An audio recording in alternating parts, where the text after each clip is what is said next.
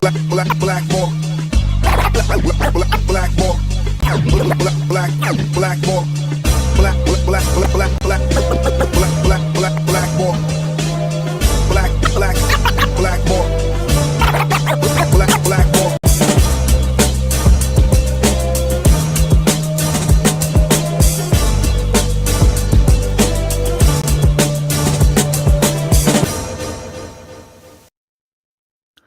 What is up, everybody? My name is James DeFiore, and this is Blackballed. I have been off for, 10 days or something like that. And it was an unplanned hiatus, and there are several reasons why, and I'll probably get into none of them. But let's just say this. There was a time when I was on the Dean Blundell show when I would have certain 2 or 3 days strung together, and then I would literally like I'd have a ferocious fight and then sit down and be like 3 2 1, and I would try to like muscle through it without letting people know that I was completely messed up. So instead of doing that, I decided to take some time off, and it was almost preemptive. It's almost like I knew there was going to be some sort of madness during that time period, and there was. And I'm back, and that's life. But to come back properly, I didn't want to have a politician. I didn't want to have a journalist. And as much as I enjoy doing the work, and I'm going to continue to do the work with the Plymouth Brethren Christian Church, I didn't want to have that topic either. So I thought I would invite someone to the show that would make me laugh even when he's not trying. And his name is Spencer Rice, aka Spenny. Spenny, how you doing, buddy?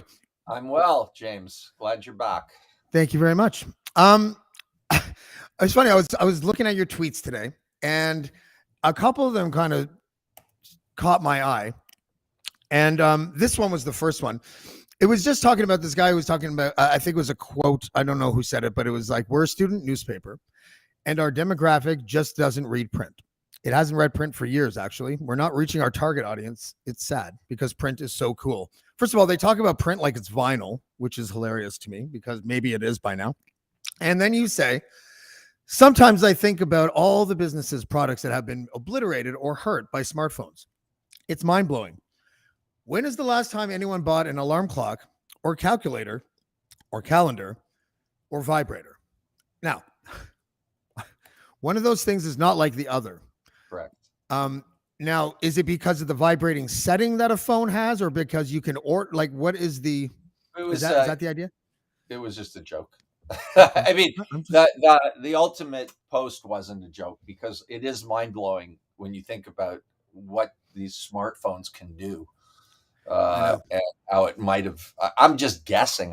I'm not an expert in anything really, but I certainly haven't. I use a calculator on this. I set my schedule on this. I do my phone calls on this. It's a computer basically, right? So when we were young, the vibrator. I was just trying to think of something that isn't really, and then I didn't realize, of course, that they do vibrate. So I thought maybe that'll work as a joke. I'm sure there's a whole religion based on it, based on vibrating cell phones and sitting on them in mass, and I don't know. I used to say that it's impossible since the invention of smartphones that either chicken wing sales have gone down or wet nap sales must be through the roof. It has to be one or the other, right? Because we use our smartphones. Chicken wings exist. I mean, unless we're all slobs. I'm not getting what you're saying because you have to use your hand. When you eat chicken fingers, you can't use your hands for anything unless you have a wet nap. So you're either not going to order the chicken fingers because everyone uses their phone at the table. Oh, I see. Okay, or you're going to use an alarming amount of wet naps because we're all addicted to our phones. Well, you're talking to a guy who famously, or slightly famously, eats cheese popcorn with a spoon. And to this day, everybody still makes fun of me. But to me, it's like... I'm about to. Yeah, no, I mean, you get all that crap on your fingers. Who wants that shit? That orange shit. Yeah. We should talk about that. Which, by the way, used to be actual cheese until Frito-Lay or one of those monster companies bought it, and now they use powdered, fake flavored cheese. What? So the cheese from like the 80s was real? Yeah, I almost think that's worse. Like, The you real know, cheese is worse than the powdery stuff. in a mass-produced factory product like chips, maybe. I don't know how real cheese could be. You know, they would have to be loaded with preservatives anyways. They were probably just trying to make it lighter and less expensive. Yeah, I thought for some reason Smart Food when it first came out was sort of a healthy alternative to chips, and it had a lot of salt in it. I'll give you that.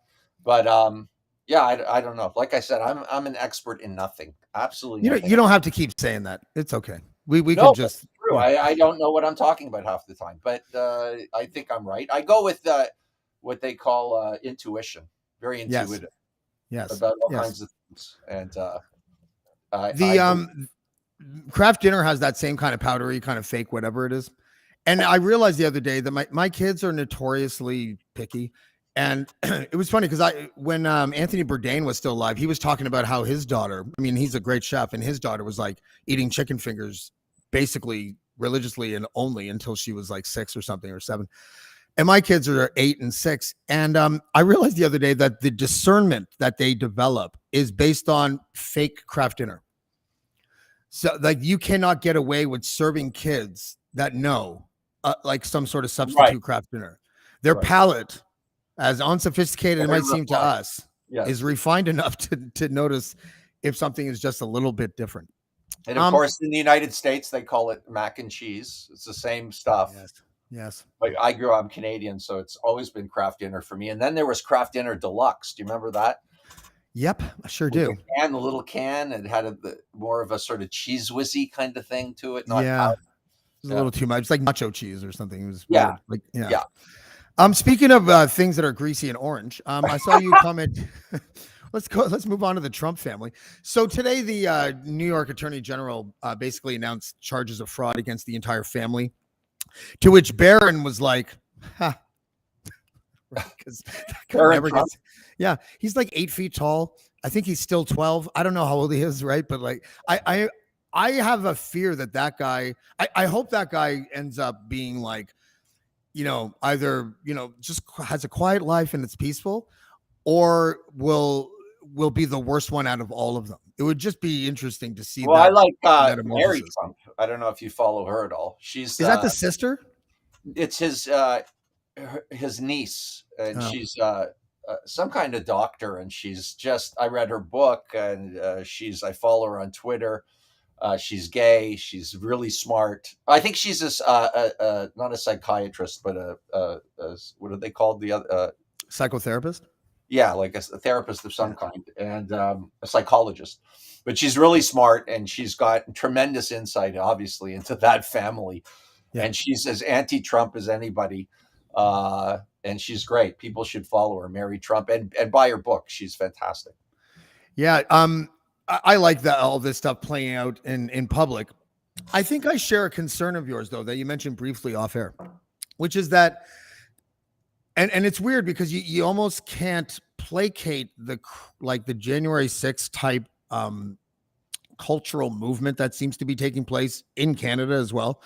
The whole, the mega, like, everyone, like, Justin Trudeau's a traitor and a dictator. Those people are just not, either they're not just well versed, and they're also ideological and everything like that. But the whole idea of taking Trump down, even if he deserves it, like, you think the same way I do. I think it has potential blowback, doesn't it? Well, I think I said to you before, which is I'm not altogether that celebratory about what happened, because anybody who does a little bit of research into the man and his business practices from before he was president till today knows that and I've been saying it for a long time. So basically, my issues with Trump isn't policy per se, because I'm grown up enough and mature enough to know that not everybody's going to think the same policies are good, right? That's how it Yeah. works. I was always against the man and his lack of ethics, his lack of character, his bullying. So this isn't a surprise to me. If anything, it's happened way too late. And he's still going to delay this to God knows how long before he'll ever get real accountability. What I do like about this is the humiliating aspect of it. And the fact that, people who have said, like myself, that he's a grifter and a con man and wasn't a great businessman, and it's all been bullshit. I mean, I think that even though he's still got to go to court and everything's basically alleged here, but it's pretty clear to me that he's all those things. And anybody that can't accept that is either have blinders on, or they're willfully, I wouldn't say ignorant. They're just, they don't care about ethics whatsoever, because they don't care about hypocrisy either. Like, I've seen countless interviews with someone interviewing a Trump fan and being like, would you want Hillary Clinton to resign if she did this, this, and this? And they're always like, yes, of course. Yes. Yeah. Right. And then they're like, oh, those are the three things that Trump did. Do you want him out of office? They're like, no. Don't you see a problem with that? They're like, I just like him. That works both ways. Unfortunately, hypocrisy is not just on the Republicans, but I do think that, for example, people dig criminality. And if you look at the United States specifically, it's a country that really doesn't like government, generally speaking, right? And the way their country formed was a sort of fuck you to Britain, and they started their own thing. So I don't think people talk about it as much, but and I know about it from what I saw with wrestling, when there was a time when I was young where there was a clear delineation between good and bad, and then people Nikolai Volkov. Yeah, and then people started to like the bad guy because, let's face it, the bad guy's more entertaining. They're more fun to watch. So I think that an element of that is they just dig that he's just like, fuck you, basically, to laws, to any kind of bridle on his ego. So this has got to be humiliating for him personally, which is what I'm happy about, because I think he's so thin-skinned, he probably is upset that some of these rubes who believe he's all these things are gonna hopefully snap out of it, though most probably won't. But the other thing is, and why I'm so not celebratory, is that the cancer is now spread. And it's not all Trump, right? I mean, we can't blame everything on Trump. This has been happening for a long time in the U.S. He accelerated it, probably. And he made it fashionable. And the I'm talking about is just sort of this lack of facts. I mean, if we can't agree on that, I'm not saying anything original here. If we can't agree on what truth is and what facts are, how can you possibly have a nation that's meaningful, or there has to be some sense of that. And it seems to me, and I'm not talking about all Republicans, but the Trumpians, the Trumpers are completely and the anti-vax people, and they're in Canada too. I mean, it's the cancer has metastasized. There's no question about it. And if Trump doesn't go away, we maybe end up with DeSantis, who's probably better. But the fight never ends, I guess, is what I'm saying. Yeah, it's funny that the guy that just possibly criminally sent documented workers by the thousands to other states fraudulently, just as a joke. But they love it. I mean, there's two things at play here. The only way I can is that they hate liberals. These people, they hate liberals. So owning the libs is become, and though I hate what he did, DeSantis, with what he did with the migrants, I mean, it's clever. Trump claimed it was his idea. I don't know if you saw that. He was mad at DeSantis. Yeah. And it's a great PR move, however. He might be charged. Yeah. Because they sent them to the wrong spot. They sent some to Wisconsin and whatever. But when they sent them to Martha's Vineyard as the joke, because that's the ground zero of rich elite liberals, where Obama has a home. Yes. Right. And they sent them there, but they didn't realize, I don't think at the time, that Massachusetts has a state law that talks about the protection of the rights of documented workers like this. Right. And it turns out they could even be charged with some sort of form of kidnapping by fraudulently telling someone that this is where they're supposed to go and they're not supposed to go there, and then it ends up costing money. I don't remember what it's called, because kidnapping comes with forcible confinement. It's not that one. It's like a coercive one. And I think it's funny if you read it in a story, but when you actually start to like unpack like what happened to these people, the fact that they're laughing at them. Like, did you see Tucker Carlson snicker? Like I mean, that guy. He is. I have so much distaste for that guy. Yeah. He's disgusting. But he's also very good, Tucker. I saw an interview with him where he was a liberal guy that was interviewing him, a guy on the left, and Tucker owned him. I hate to use the owning thing, but that's what he did. And it was a lot to do with how bad the guy on the left was. He didn't know how to respond, properly to the things he was saying. He was trying to bully him, but he couldn't. So, this is where we are. This is what's happening. And, again, people love it. I mean, there's just a section of people that just love what DeSantis did. And they don't give a fuck about anything. And they could argue, and you could argue that these people might be better off for having that done to them, right? They went to Martha's Vineyard where they were, well, first of all, they're trying to get out of where they came from, right? Which is Venezuela, which is like, but they weren't immigrants or refugees. They were actually documented. They weren't there illegally. I thought they were claiming, what do they call it when you want to escape a country? Yeah, but they were in the paperwork process, so they were fine at that point. Yeah. Yeah, they were legal. I don't know. It seems racist. When your kids, this is the thing. I mean, I grew up with Kenny versus Spenny, obviously, and to a great extent, I was heartbroken by the fact that people love Kenny so much. I love Kenny, you know what I mean? But they know him only from the show, and in my opinion, he behaved horribly on that show in terms of ethics, right? So if ethics doesn't matter anymore, I'm a kind of anachronistic old guy, I guess. And those kinds of things kind of matter to me. And that doesn't mean I'm perfect, or I don't try to cheat sometimes, or I don't, try to do what everybody does. But you're talking about leaders of countries, and I don't know. I'm old fashioned, I guess, that way. But Trump is just a nasty, nasty human being. The worst thing I read about him before he was ever president was this article in, I don't know, it could have been Vanity Fair, just about how he used the legal system to shut people up. Who were trying to rightfully say that he was a fraudster. I mean, just completely burying them. And this has happened to me, completely burying them in legal work that they couldn't afford. So they go away. You can't do that in Canada anymore. There's an anti-slap law. Yeah. So that's, but that was his tactic. Canada's, I was divorced in the United States. It's a lot better to get divorced here, as bad as that is, period. Yeah, California. Because you have to have some kind of mediation here. It happened to me in the States, and it was an overwhelmingly horrendous experience. Yeah, and this, especially in California, there's that. That's where I was. I was in like downtown Los Angeles court. It was, honestly, I don't want to get into it. It was just just an awful experience. If you won't talk about my wife, I won't talk about your ex-wife. No, I'm not saying anything about her. I'm just talking about the system. Right.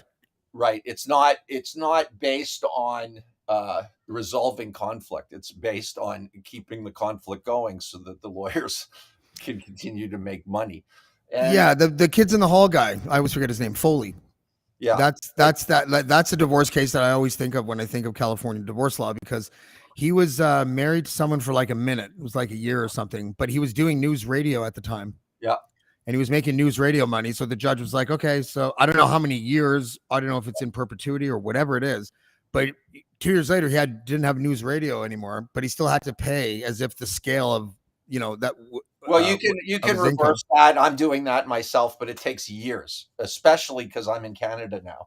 So just doing it. But having said that, Alec Baldwin wrote, I think I don't remember what the book was called, about the family court system in California. And it was to the letter what I experienced. I was shaken down almost by my ex's lawyer, where they caught me in the hallway of the courtroom and they like tried to physically intimidate me to pay for her legal fees. Like, it was. Maybe they watched the show and they thought you were easily manipulated. Well, I probably shit my pants, so maybe I am. But anyways, look, we digress. But I just think ethics is, and it's lame to say that. I know that. But I It's think not that lame to say. It's not lame to say. Listen, the reason ethics have never been more important and they've never been more dead, right? Mhm. We have leaderless countries, including ours. We don't have leaders here. And I'm tired of the way polarization makes it impossible to criticize someone like Justin Trudeau without people thinking that you're just part of the convoy crowd and all that kind of stuff. I tweeted something the other day about how I think if Justin I Trudeau, agree with that 100%. By the way, what you just said. yeah, we agree with which. Well, that you can't tar everybody with the same. The Trumpians are not all Republicans. The convoy people aren't all conservatives. We have to Mhm. try in this crazy environment to. I do it through just talking to them. And if they can put two sentences together and they say anything that's remotely intelligent on their side, then I know, okay, we just disagree. And that's the way democracy works. Yeah, you know, But you get the people that are, he's in your head rent free, like that, they're just, you can tell they're just, you know, owning the libs. Like they don't have any, they couldn't probably, a lot of the people I'm talking about couldn't really tell you anything about history, yeah, much no, about details in politics and how laws are made and governments actually work. And, but it makes sense because it's all come about it with the social media, right? Where yeah. now everybody can broadcast their opinion, whether they know what they're talking about or not. So, And also, I think, do you think we have a problem, like reflexively, almost subconsciously ranking things? And what I mean by that is, if someone criticizes Trudeau, um, the response is always like, "Oh, so you wanted Pierre Poilievre?" And it's just like, I just was criticizing Trudeau about something. I don't have to rank him. I don't have to compare them to criticize one or criticize the other. right. Like, yeah, like So Well, whenever I criticize, that's the what Noam Chomsky called the tyranny of democracy in a way. Like the system is built. That's built right in. You have to decide at the end. I talk to a lot of people on the internet, and they frustrate me, but I get what they're saying, which is that I don't want to be a part of any of this. They're all a bunch of scumbags, the Mhm. politicians, both Yeah, sides. yeah. Probably Ryan would think that way, and certain people in your network. Maybe you think that way. I I just think find that the left are insidious in a totally different way, and I don't care if they're equal. I yeah. just, yeah. There is To a hate everybody and to walk away from the system, it's kind of like giving up. And I see why they do it, and they have every right to do it. But to me, it's just like, it's not a perfect world. Let's all grow up. But but of the two choices we're given, or in Canada, 3 or 4 or whatever it is, you know, you do have to pick one. If you don't want to, then you're not even in the game. And I hate to call it a game, but that's really what it is. It's a oh, it's contest. a game. Yeah. Yeah. The I watched Dean interview Tom Marazzo, which was one of the main convoy guys, the other day, Yeah. I watched. like whenever that was, a couple weeks ago or something, for like 4 hours. I didn't watch all of it, but I watched a bunch of it. And you know, my show is basically a show that the brand is supposed to stand for. Like, I'm blackballing media in the sense that I want to do stories that the media doesn't want to do because of Right. either political correctness, or they don't want to be seen as overly, Yeah. conscientious towards conservatives and all that kind of stuff. Do you remember when platforming was just called interviews and we didn't have to like endorse the people that we were talking to? Sure. Of course. Of course. That is a thing of the past in a lot of ways now. Yeah. It's very tribal. It's very. I think there's a lot of people. What I've used is the analogy of sports. Like to a lot of people that I talk to, it feels like they're talking about their favorite sports team, not someone who's going to lead a party, political party, or a country. And that's problematic because how can you vote if that's your you know what I mean? Yeah. If you're just on this team for whatever reason, maybe your father was like that, or you just want to be. A lot of people just want to be an asshole, right? Let's be honest. I used to want to be an asshole. I grew out of that, thankfully. It was a badge of honor for a while. I don't know. I don't know. It's a big fucking mess. But Poilievre, how do you say his name, by the way? I call him Poilievre. But the English tongue is Poilievre. That's how Like Dean taught me how to anybody say who it. follows me, I try to be fair. So someone called him a racist. And Mm. I just said, well, I don't know that he's a racist, right? The same with Trump. I always felt I don't think Trump's a racist. He's a snob. if some guy's kissing his ass and telling him how great he is, and I don't care what color, Trump will love him. I believe that. Maybe I'm wrong. His father, maybe not. But and then Dean posted something that I read that same day where it had all these racial epithets that that PP has used in Parliament. I Tar know. babies, like things I couldn't believe. I had never even heard that phrase until Yeah. I found out that he had said it. Is that what is he referring to? Indigenous? You know what? I don't know, but the Indians being lazy or Aboriginals being lazy was another one. But it's You know very how many hard. lazy white people I know? Yeah, Jesus Christ. Like, yeah. Well, that's there's the other side of it, of course. yeah. Yeah, but it is sort of to say that is definitely I can see why you could be construed as racist. But the reality is we don't really know what's in the heart of these people because they're playing the game harder than anybody because they have a lot to win and lose in elections, right? So power and so it's very difficult to you really have to. I depend on experts a lot for my political opinions because I'm very intuitive and I'm afraid that sometimes I'm just wrong. So I try to read people that or listen to people on television or podcasts that have the history of being someone that I agree with that know a whole lot more than me, like David Axelrod, who's a Yeah. very political guy. I like following him on Twitter. I find his thoughts on politics are very similar to my intuition about what I feel about things because I'm not a what do they call them, a snowflake by any stretch of the imagination. I'm just not. I mean, people think because everybody's throwing the names at each other, right? Like what you said about the convoy people, Yeah. but nobody Well, wants to take the time to really get into the weeds of these things. but we're also really like it's a strange time because the convoy protest happened, and I don't know how overall I think the country didn't really like it. Listen, if no one was really arrested, I didn't understand two things. One is I didn't understand the bank account thing. I was like, if someone named Gladys sent $5 to this GoFundMe, why is she in trouble? What I don't understand. Like, were they all in on it? That seems very vast conspiracy. And the other thing was CBC putting out think pieces that had headlines like, "Should employers be allowed to fire people who attended the convoy protest?" And it's like, really? Why? Yeah, I mean that's where you have to differentiate between the people that block bridges and cause problems versus people that just were there to protest because we're allowed to protest. And Yeah. I've been anti-mandate for a long time. I was fine with the mandates when they first happened, and then I went out in the world and saw all of the things about it that didn't make any sense. Yeah. And then I thought about people that lost their businesses and their jobs over it, and it upset me. And so I became anti-mandate.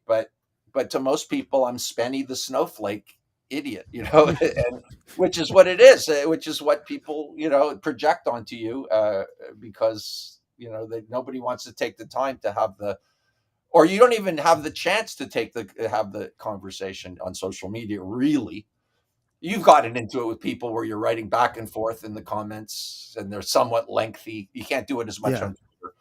Yeah, I tend to stay away from that now. I used to do that a lot. I used to have this idea similar to what you were saying about like if you turn your back on this stuff now and when we're just starting to get in trouble, then you're probably part of the problem. Like you need to engage. I think people need to engage and try to put some civility back into things. But I used to think that social media was such where it's like if there wasn't voices of reason trying to interject and have actual conversations, then social media would be overrun by the crazies. And so I used to think that it was like almost my civic duty to try to and then I would just end up causing more fights. It's really fucked up that way. Like you want to go in and be a moderate voice, Oh, you and can't. then You you can't get because snarky or they get snarky. But then James, there's the trolls Yeah. who they don't even have a point of view. They just want to create hate and anger and confusion. So I lately really thought about why I'm doing this. I mean, people have always said to me, nobody cares what you say, this, that, and the other, and that may be true. I originally liked doing it because if you went to a bar with me, I would talk about politics. That's just who I am, right? Yeah. So on social media, that's what I do. Except I'm talking to thousands of people instead of one person at a bar. but there is a masturbatory quality to it and a negative quality to it. But I'm very honest. I'm addicted to it 100%. It would be difficult for me to stop. I'm not saying I couldn't. I just said it would be difficult for me to stop. And I do enjoy it because I'm a writer. I like the language. I like the politics. But I do think it's a negative thing at the end of the day. I don't think at least someone of my stature doesn't change any minds. I'm just doing it for myself, but I get sucked in emotionally, and that's probably not.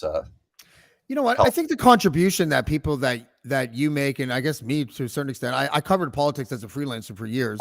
I've written like almost every article I've ever written, like 90% of them probably politically centered. But I think that the takeaways for people, the contribution that people like us might provide for people is a little abstract. It's not something that can necessarily be measured. And when I listen to podcasts, or watch news reports, I extract the bits of information that I think is like important or interesting, and I may pass that along to somebody. I'm not necessarily crediting the person that's on my screen, but I'm picking up what they're putting down and I'm putting it somewhere else. So, but there's definitely a downside to not participating at all. And the weird thing about the pandemic is that it completely activated, which is also probably an ancillary impact from the Trump election, but it activated people who were not normally politically inclined. And a lot of those people happen to be, have some fairly right-wing views. And a lot of them are not, I don't want to sound like an asshole, but a lot of them aren't very informed, but the thing is, there are nice people that aren't informed. They're not all trolls, and it's just, I was feeling this way. It's funny. I got ganged up a little bit for saying this on air, but in 2020, I was like, guys, we're going to have to be careful about how we start speaking about these people that don't want to get vaccines. Like we have to make sure that we don't pretend that it's okay to put them in a pit and to just set them on fire, because I feel like we're going in that direction. And then like a year later, the Toronto Star had on their front page, I don't know if it was a doctor, but there was a quote and it was like, if you aren't vaccinated and you die, I really don't care. And it was like this whole piece about how, like, should we stop caring about people if they don't care about? Here's how I intellectually do it, is that I've realized that not everyone wants the vaccine, and you can't force them to get a vaccine. And that's it. Whether they're right or wrong, it doesn't matter to me. So I don't hate someone who doesn't want to get a vaccine. I'll say that maybe they're selfish because they might be carrying the disease and giving it to someone who could possibly die from it or certainly get very sick. But that's, again, if you scratch below the surface with me, I'll come out and say it. Yeah, I have no problem with people that don't want to get a vaccine. I don't know how. The only other thing is they have to get it, and I'm against that. So I don't know how else to. Well, the issue back then is still the same issue, and that's the issue. Can the government forcibly inject you with something?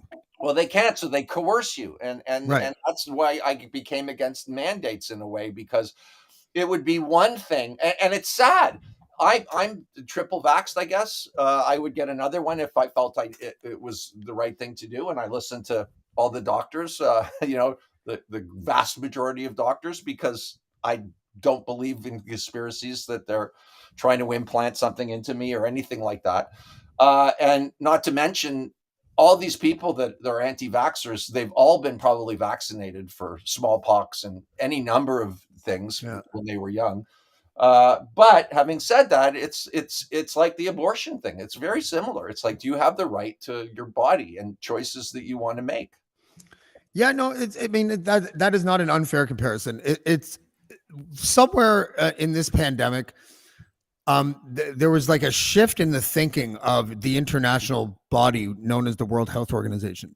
And I don't know how many people know this. I've mentioned it a couple of times, but after SARS, the one in 2003 or whenever that was, they started to implement a plan for a big sort of pandemic that would be coming down the line. They were predicting that one would be coming, and what would the plan look like?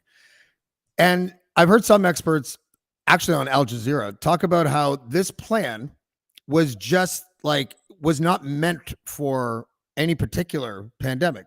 So if it was like an avian flu, that went around instead of COVID, or if it was malaria or whatever the hell, that the same plan of isolation and this and that would be used. And then they would adjust based on how it was spread and all that kind of stuff. I mean, that doesn't seem very robust. Like, shouldn't you make plans customized for specific diseases as you go? Because I think that people were really confused because, and the worst thing is that Trump was right. It is kind of like a flu. Like we're gonna have to get boosters, probably. Like we're gonna have the flu shot. We're gonna have the COVID shot. The symptoms are similar. The death rate is similar. I hate to agree with him too, but he was doing it out of ignorance. He was not doing it because he knew. But now that we're here 2 years later, it's going to be like the flu. Every year there's going to be a COVID shot, and we weren't forced to get the flu shot. There already was these shots. I just want to say, Christy says sometimes I look at the comments comparing the abortion and the vaccine as apples to oranges. I don't think so at all. I mean, yes, obviously they're very different medical procedures, but the overlying issue as to having autonomy over your body is exactly the same. I mean, women should have the right to have an abortion if that's what they think is the right thing to do. And if someone doesn't, and I didn't, it took me a while to realize it. There's a lot of people that don't want to take the vaccine. I think what we're all upset about, James, is the politicalization of it. That's what frustrates us, and the polarization of it.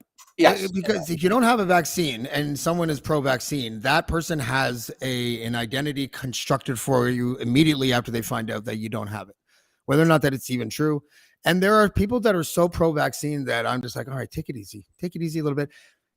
It was just a perfect storm of awfulness. The efficacy rate was lower, so the conspiracy theorists said that proved that it was a fraud and all this kind of stuff.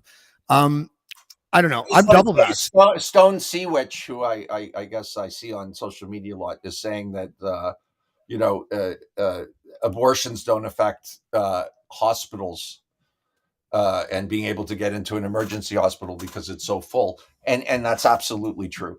When I'm just saying that ultimately, I suppose you're arguing for coercion to get people to take the vaccine. In other words, you're not going to be allowed to work and support your family if you don't get this vaccine. That's a reasonable argument. I don't agree with it, but I have no issue with someone thinking that makes sense, right? Well, there were people that I mean, I don't know about you, but at school, I remember knowing 2 or 3 kids in elementary school who were exempt. They weren't vaccinated. And for what reason? Religious? Well, whatever they said, probably religious, but whatever lie they told the principal. But there is like quite a difference between how we treated the anti-vaxxer before this pandemic and now. And I used to have a soft spot for the people that were kind of bamboozled by the theory that you would get autism because of the mercury inside vaccines. I remember that. Yeah. There was a whole generation of parents who were completely motivated by the safety of their kids. It wasn't about conspiracies or pharmaceuticals. They just had information that was being touted by Robert Kennedy Jr. and other people they thought were reputable. Yeah. And then all of a sudden, after a decade of that or whatever it was, they're like, oh, that was all a lie. And they're already there. They're conditioned. How are you going to convince them to then not protect their kids if that's what they think they're doing? It was different. This was political. This was like every conspiracy theory you can imagine, from globalism to the Chinese menace to this. Here's another great comment by one of your viewers. I don't remember who it was now because it's off the screen and I'm not going to start scrolling for it. But they said that why do they have to say it's a hoax? Right. And that's very true. Why not just say, I don't want a vaccine? End of story. Yeah. But when you start saying it's a hoax and Bill Gates is putting a microchip, it pisses people off because it's, and why? Who told them it was a hoax? And do they actually believe that? Or it's so complicated. Yeah, it makes me kind of lose hope. Like that tweet earlier about the Twitter thing, and about how we don't read print anymore. Yeah. We don't read anymore. We scroll and then we stop and we probably click on memes. I'm using the royal we. We probably click on memes more than we click on articles. If you've ever had that thing pop up where you tried to quote tweet something and Twitter's like, would you like to fucking read the article first, dickhead? And you're like, no. Yeah. You're like, no, I don't. Now I don't even more. But Right. you know, but we do that, and we get that's where we get our political education from now is Twitter Well, newsfeeds. I'm going to bring up Noam Chomsky again, because someone that you know, whether you like or hate his politics, it's really has nothing to do. I'm with trying my best not to tell you that I've had him on twice, but okay. Really? Yeah, cool. And the first time I was nervous as hell, but it was a pretty good interview. And the second time, you know, he's 93. He forgot about the time difference, and I had to rush an interview, and I hated it. I haven't even watched it. So you know, he talks about in an old documentary, and it was based on a book he did about concision, and that once you take away the long form, which a book would be versus a tweet, obviously, you can't express complex thoughts, right? So, and my argument is that to the kids who have never really read books, you know, I'm not. I don't even know if they are capable of having.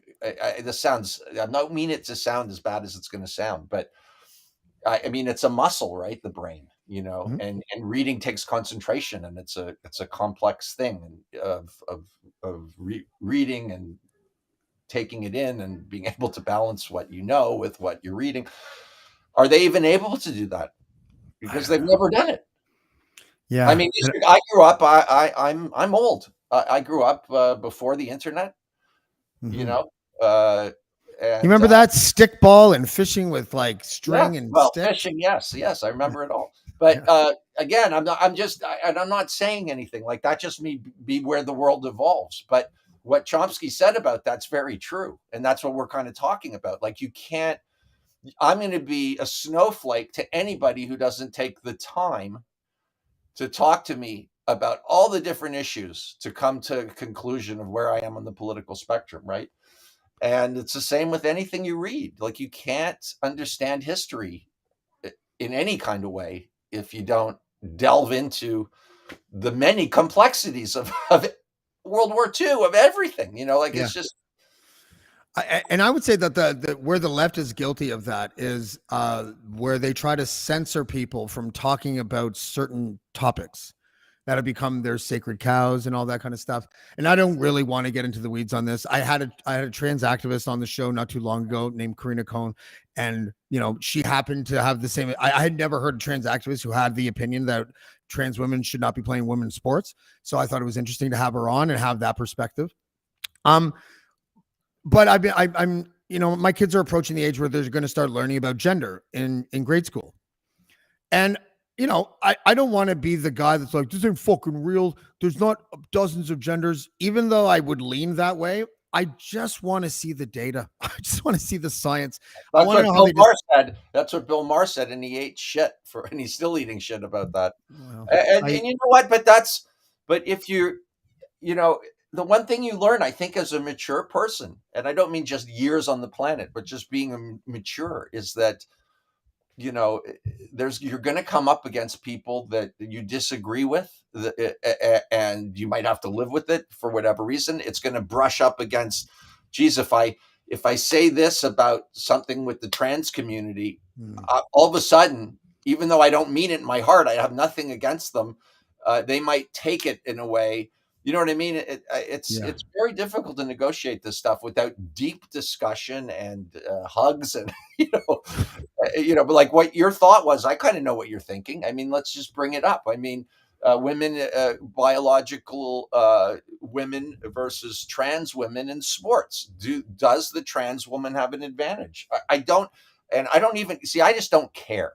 You know, I've been hated so much from Kenny versus Spenny for so long. I don't care anymore. I don't know anyone, by the way, and I knew a lot of people that watch that show. I've never heard anyone go like this. I fucking hate Spenny. No one ever said that. You know what we were doing when we were at home in college watching you guys? We were like this. Why does he fucking get mad when he knows that this guy's going to do shit? Because that's a whole other show. But and I can answer that. But you know, it's the same thing. It's like Bill Maher. He doesn't toe the liberal line, I know. Right? And he's an old dude. You know, he's getting killed. And it's just the world we're living in. Everybody's so fucking judgmental, you know? And Yeah. let's just say that I think that, yeah, maybe there is an advantage to a non-biological trans person in a woman's sport. I don't know. I'm not a fucking, I haven't, you know, Well, we all know. might say that. And that doesn't mean I hate trans people. That doesn't mean anything, but people will jump on it. They'll just like they'll say I'm a snowflake when if you talk to me, I'm probably not as snowflakey as you think I am. This is the tyranny of this social media of sound bites versus conversations, of memes versus, you know, it's not surprising. You know, you just have to stay sane in it somehow. I don't know. That's No, the way you're absolutely right. And I was, you know, I don't mind stepping into that world once in a while. I used to do it a lot, and I kind of stopped doing it as much because I could predict how it would play out. You know, it would just be no, people don't care about your context. And heaven forbid you put something in your original tweet, and then the second tweet you're like, oh, hold on, edit. It was actually this and that. And then 50 people will be like, well, you said this. Yeah. And then I'll be like, yeah, I know, but then I said that. But you said that first. And it's just like, fuck you. Like if you were in person with me right now, if not we had even this that. I'll get accused of things in a tweet that I tweeted that I didn't say. It may be, you know, slightly related to something in the subject of the tweet, but I never gave the opinion that they're accusing me of having because I don't have that opinion. I like this one though. What's this? This is Rebel News saying a new trend has emerged on Twitter recently. Olympians, politicians, and everyday Canadians are sharing their displeasure with the Prime Minister online, along with the tag Trudeau must go. And you're like, wow, this is all in caps. Wow, Rebel News pushing the bot strategy. Unbelievable. What hack and deceptive journalism. Don't ever forget this stuff. Oh, I never think of it. You look younger than me. Look, dude, that was one of the most old man tweets. The best old man tweet I've seen today. That was that one. You I'm not feel sure the wind of the cane. The last sentence is critical because what goes along with the information age, James, is you don't remember because you're getting so much information. So when is our next federal election where Peepe's going to run against Trudeau or whoever the Liberals put up there? Anytime within, it's up to Jagmeet Singh in a way, but anytime between like a year from now and 2.5 years from now, I would say. Right. But, you know, now, will this whole Trudeau bot thing be such a memory so far away? That's why I wrote, I write that a lot. Remember this when it comes time to vote, because you're going to have 8 billion other things thrown into your brain between now and then. Yeah. So but this was because they were responsible for the bot thing, right? Rebel? Isn't that why this is interesting? No, I maybe see, like I said, as I said to you, and you don't like that I say it, I don't necessarily know what I'm talking about. To me, it looks like Rebel News is trying to pass off this bot thing as a real thing. Oh, I thought that definitely looks like that. I had thought that we found out later that they were part of the machine, the mechanism that dispersed the bots. Okay, I got Kenny calling. I'm going to see if he'll talk to me. Yeah. Kenny. No, hang on. I'm on, say hi to people. I'm on a podcast, James Diafore's podcast. Say hi. What's up, Kenny? How you doing, buddy? You molested my son. I was going to sue you, you motherfucker. I thought she was your daughter. Okay. Yeah, okay. Oh, he hung up on me. So, okay. Look, this is the first time I've ever talked to him, and I got accused of pedophilia. I can now see why he got under your skin a little bit. What I mean? On the show. That's his go-to right off the bat. I mean, yeah. 5 minutes of our live show, he's accused me of. He's the guy where if he calls you and you're in the car with kids, you never tell him that. Oh right? No, we don't. You're on speaker. The kids are in the car. Yeah, okay. That happened today. Oh, did it? I just said the word sexual assault, and he goes, "Oh, whoa." You know. Anyways, where were we? We were talking about Rebel News and whether or not they're part of the bot farm thing. But I think the bigger point that you're making was good. We have to, our attention spans are being deteriorated and eroded by what we're looking at in social media. That's why we only scratch the surface. That's why we never dig deep. And by the way, it happened with television. You know what I mean? It didn't just happen with the internet. It's just accelerated it and probably made it worse. But you know what's weird is that the internet, when it came out, and I started really getting online, I guess you could call it, like on a regular basis in like 99, 2000 or something like that. And it was like the chat rooms there, which was basically like social media light, like really light, but they're so different. compared to, Vast difference between what chat rooms used to be and what it is right now is amazing, because before, like people had like some arguments, but it was almost like a prerequisite not to be a complete piece of shit. Like that was sort of the way that we handled things. And I don't know, like the algorithm wars that we've been experiencing at the hands of big tech, where they get us to fight on purpose. right. That's a very good point.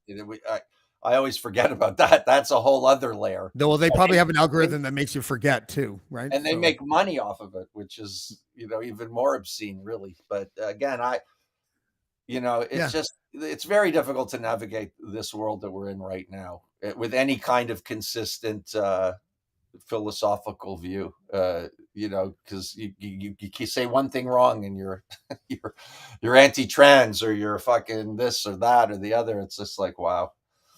Yeah, I know. And the way that we talk about each other, that whole dehumanizing thing, I fear for what might take place like sometime in the next decade, mostly in the United States, not really here. Like I know here we definitely have issues, we have problems, but we don't have as many people with guns who are willing to use them at a moment's notice. What about this thing? Like I wanted to get your opinion on this, which is that, like, at what point does a human being like Trump is allowed to, it's going to sound almost fascistic, but is allowed to undermine the most sacred aspect of democracy?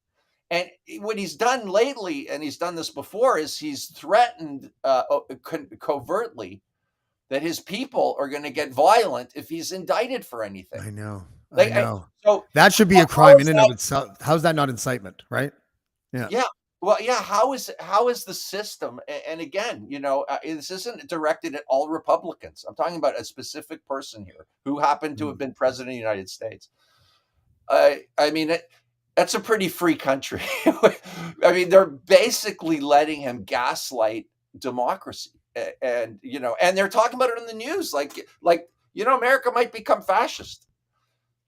And it's amazing. Well, they're already kind of like, I mean, who was it that said, it might have been Chomsky actually, that said that the authoritarianism that Western nations are going to experience will be a quiet corporate takeover of government, right? I know what he said was, and I'm sure he said that too. He said that in a old school fascist dictatorship, they get you to do what they want because they've got a gun to your head or a bludgeon over your head. Mm-hmm. But what you're talking about, the quiet thing, is they have to control your mind. Yeah. So that they don't have to. So it becomes in fact, I have this paranoid fantasy that if someone like Trump, if fascism takes hold in the US, seriously, what do you think will happen in Canada? Think about it. In the future, when there's water and pollution, and I'll tell you what could happen, and it's fucking scary and it's horrible, but it happens in history. Like, we have to sort of, we're so modern, we seem to think we're immune to, in a way, COVID was kind of a wake up call, like we're even with medicine, we're not really immune to fucking, forget the weather, political, all kinds of things can happen and are happening now. I mean, if you're in Ukraine, I felt, and I'm just speaking for myself, growing up, that I felt like we were too smart, too sophisticated for any really bad things to happen anymore with nuclear weapons and the taunt and all this stuff. And, it's bullshit. Anything could fucking happen. Anything can happen. And we have to, I think, like the fact that Trump's allowed to do this is remarkable to me. Just absolutely. And what else is remarkable, and I agree with you, is that when certain people hear you say that, they get triggered in a way that I can't even explain. I made it very clear that I was talking about one guy. Oh, I know, but they would say, how would he listen to this liberal saying that Trump shouldn't be able to get away with protecting his country? They will take what you said and Absolutely. redefine it. And it's like, But I can say it because I'm not in power. We're talking about a guy who yeah, is a powerful guy.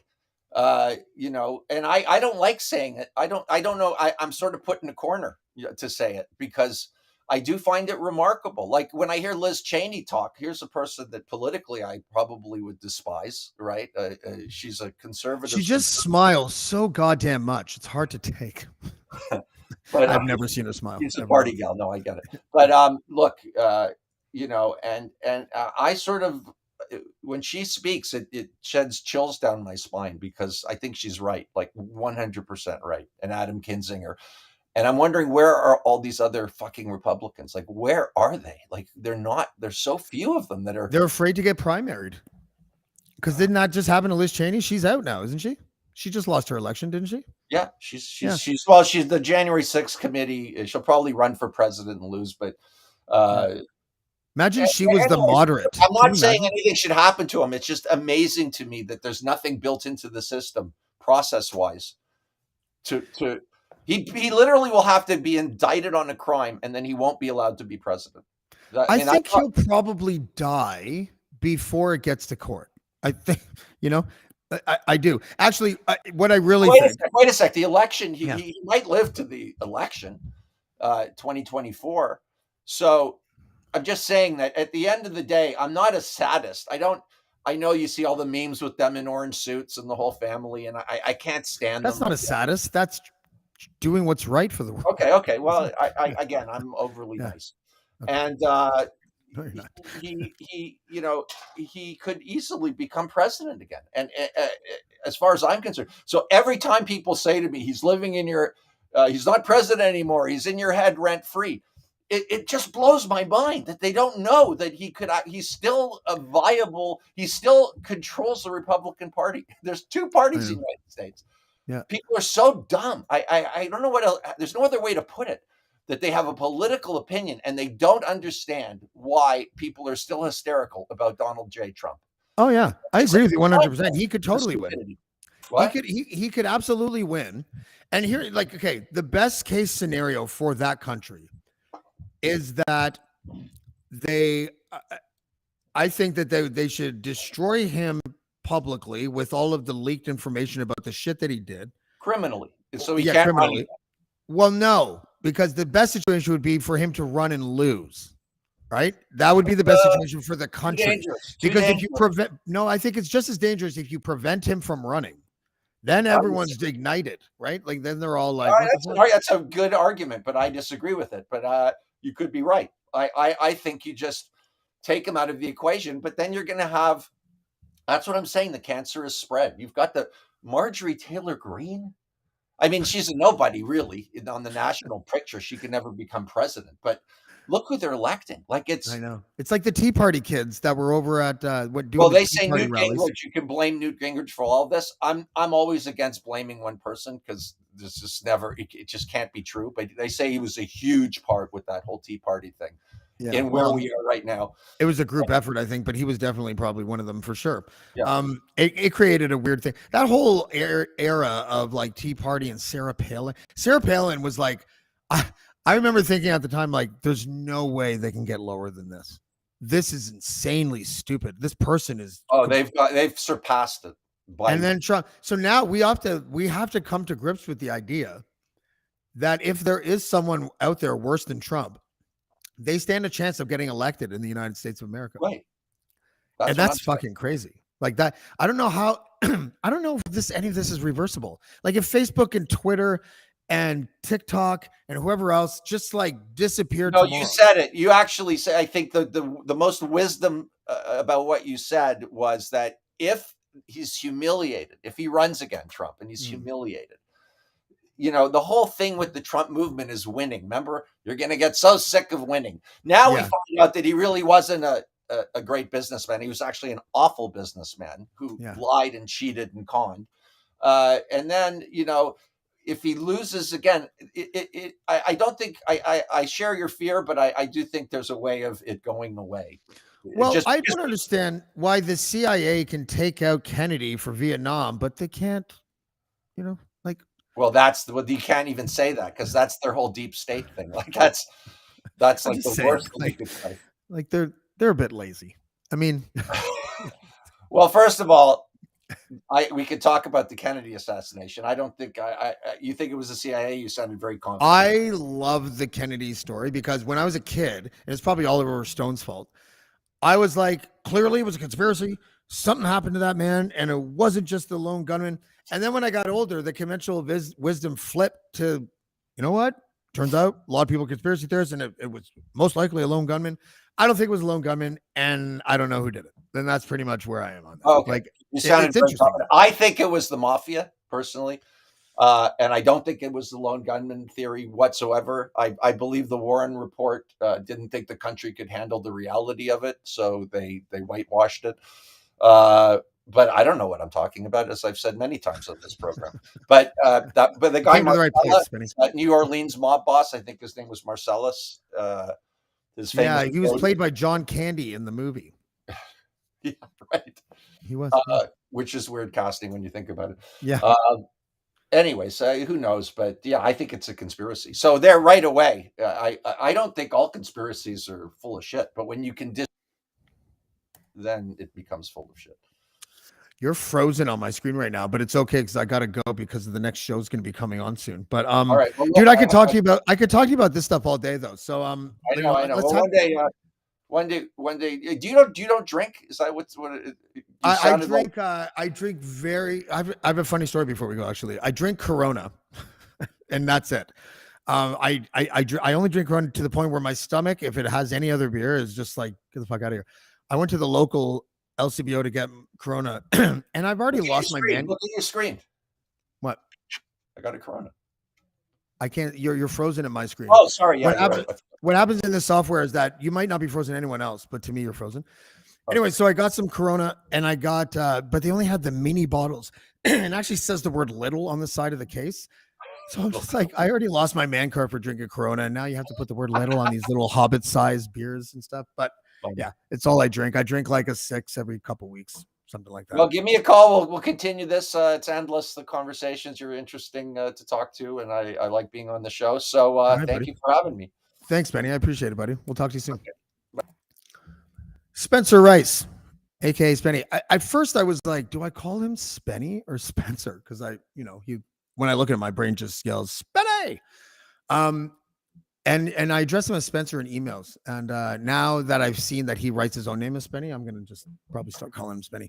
That was a good conversation. That was a comfortable way to come back. And I don't have any shows booked tomorrow or Friday yet, but I'm thinking of doing a solo show tomorrow. And I have advice to give people before I go. You shouldn't try to have relationships if you're still cohabitating with your ex-wife. And that's it. That is my advice. And we'll see you next time on Blackballed. Blackballed. Blackballed. Blackballed.